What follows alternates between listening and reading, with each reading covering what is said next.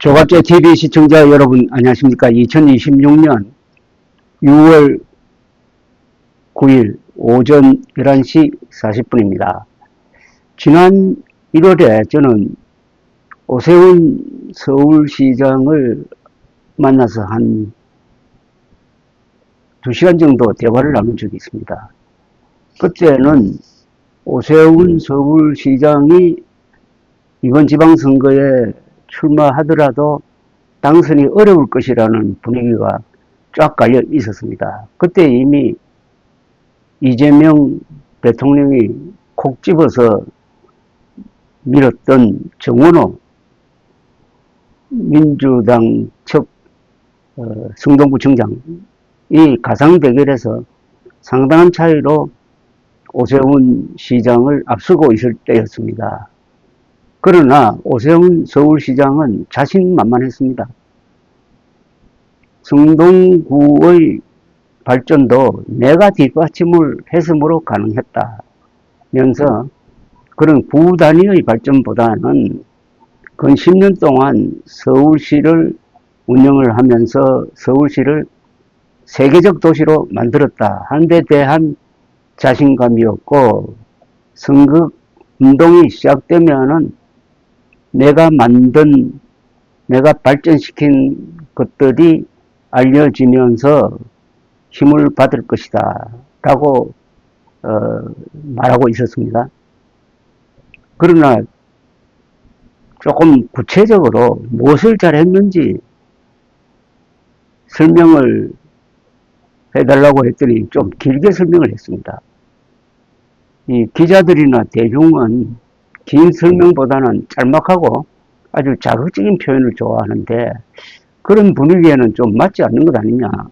성실하게 일한 만큼 그것이 잘 알려지지 않아서 유권자들을 설득시키기가 좀 어렵지 않을까 하는 생각도 저는 했습니다. 그러나 흘러가는 그런 여론과는 다른 자신감과 눈으로 보는 이 서울의 아름다움, 서울의 매력을 느끼면서 이 선거가 결국 막판에 가서는 아주 격전을 벌이겠구나 하는 인상을 가지고 헤어졌습니다.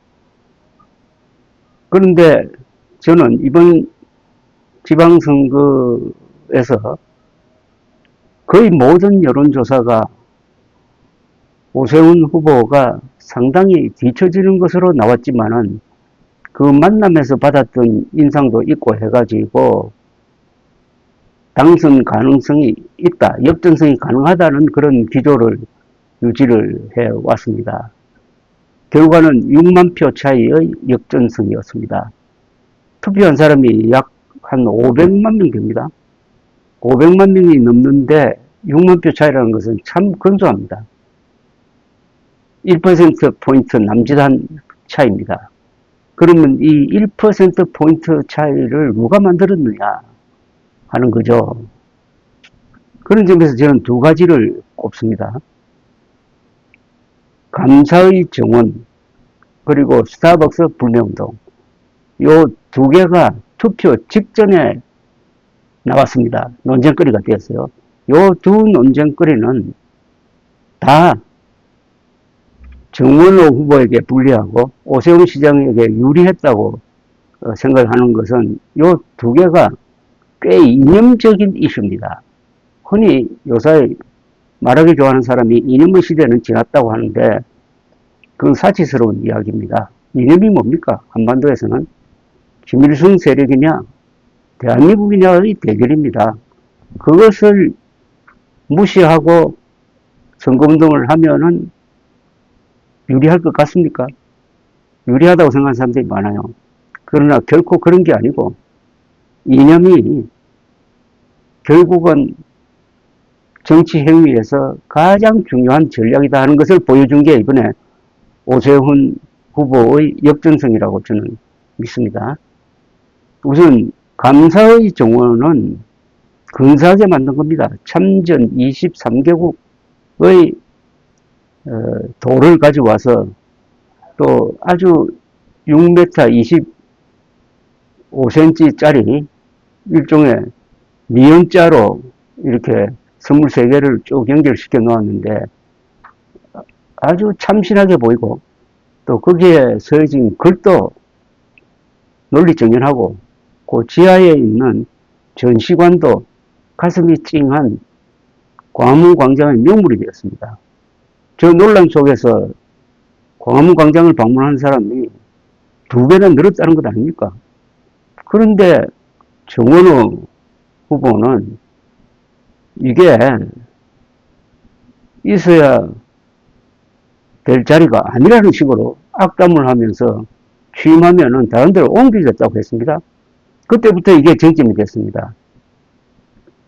광화문 광장은 대한민국 광장입니다. 그런데 대한민국 상징물이 없어요. 광화문 앞에 세종대왕, 그 앞에는 또 이순신 동상, 그리고 우리가 쓰는 돈을 5가지를 또 펼쳐보면은 다 조선조 인물입니다. 광장까지 이러니까 외국 사람들은 한국은 아직도 조선 왕조가 지배하는구나 라고 생각하지 않겠습니까? 거기에 대한민국을 상징하는 뭔가 있어야 된다 하는 염원이 있었어요.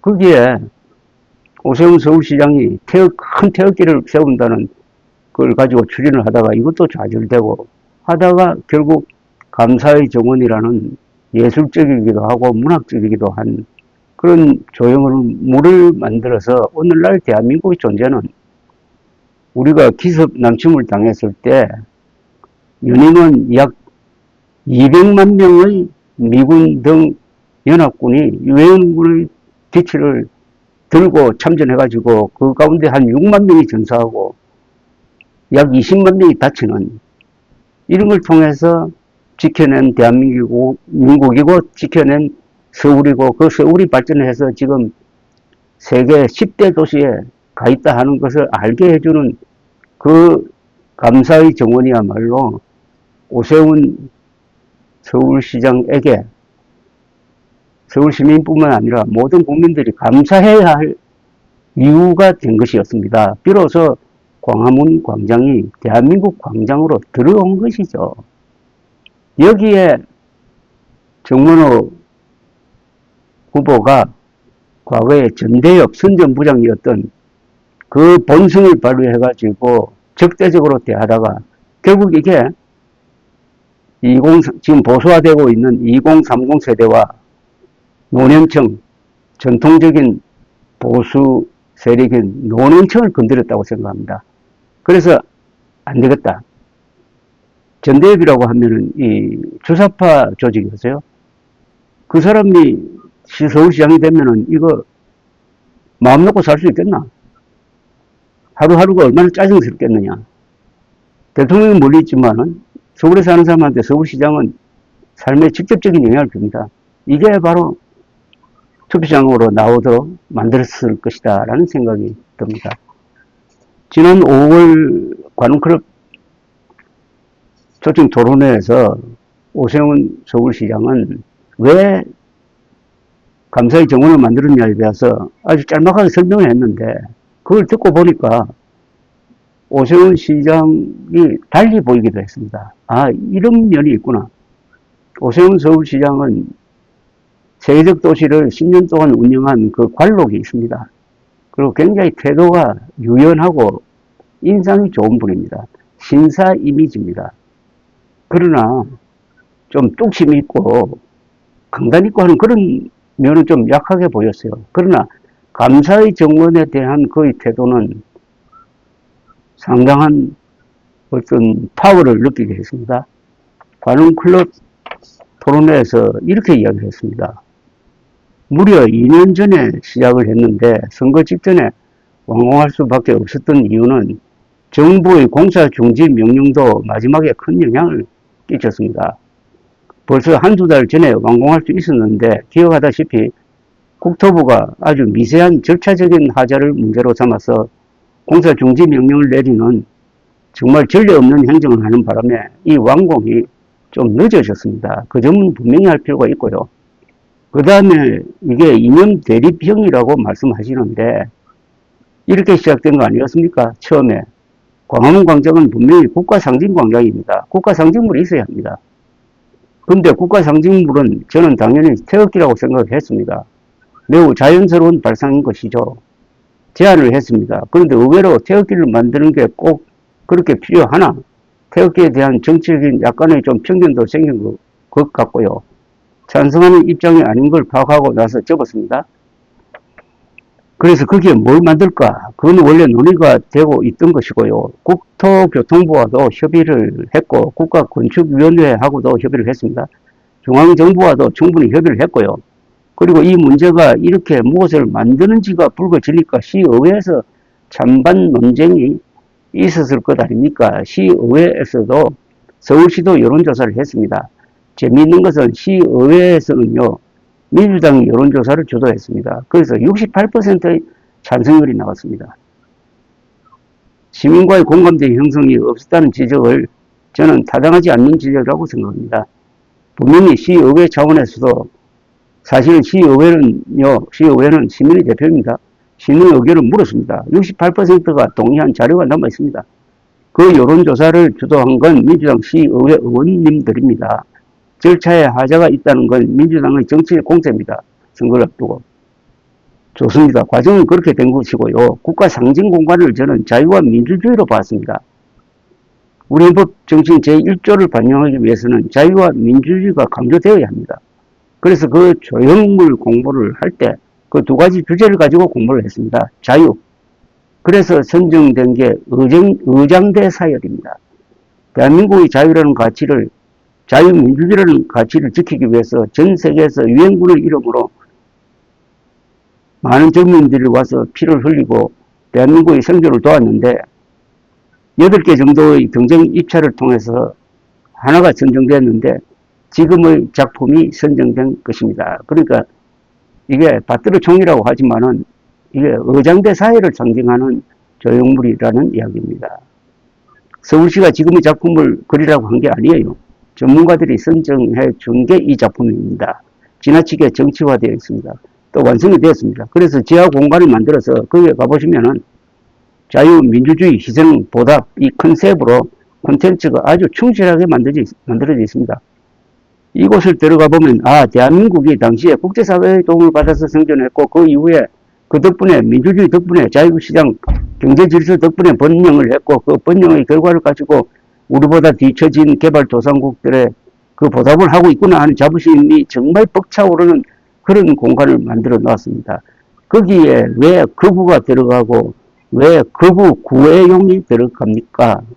어떻습니까? 이 정도 이야기를 적석해서 할 수 있다면 오세훈 서울시장의 실력은 거의 앞으로 대통령감이 될 것이라고 생각합니다. 이번 선거를 통해서 가짜 보수를 맨정신 보수가 심판함으로써 새로운 지평을 만들어냈습니다. 우선 두 사람이 우뚝 섰습니다. 한동훈 의원 그리고 오세훈 시장. 한 분은 60대, 한 분은 50대. 두 사람이 앞으로 서로 경쟁하고 협력하면서 한국 보수를 다시 일신하고 개혁하고 그 다음에 국가 중심 세력으로 만들고 새로운 질서에 맞는 비전을 보여주고 함으로써 이제 위대한 문명 건설의 챔피언이었던 한국 보수가 다시 살아날 수 있는 그런 계기를 만든 지방선거였습니다. 오세훈 서울시장은 아주 점잖은 사람입니다. 한마디로 말하면 신사의 이미지입니다. 한동훈 의원은 엘리트, 검사 그런 이미지, 법무부 장관 이런 이미지에서 이번 선거를 통해서는 완전히 바닥을 기는 대중 정치인으로 거듭 태어났습니다. 두 사람이 여러 가지 어려움을 겪으면서 큰 사람으로 지금 바뀌고 있습니다. 그것을 지켜보고 응원하고 관심을 두고 또는 잘못할 때는 비판하고 하는 것은 민주주의 시민이 누릴 수 있는 최고의 보람이고 즐거움이라고 생각합니다. 감사합니다.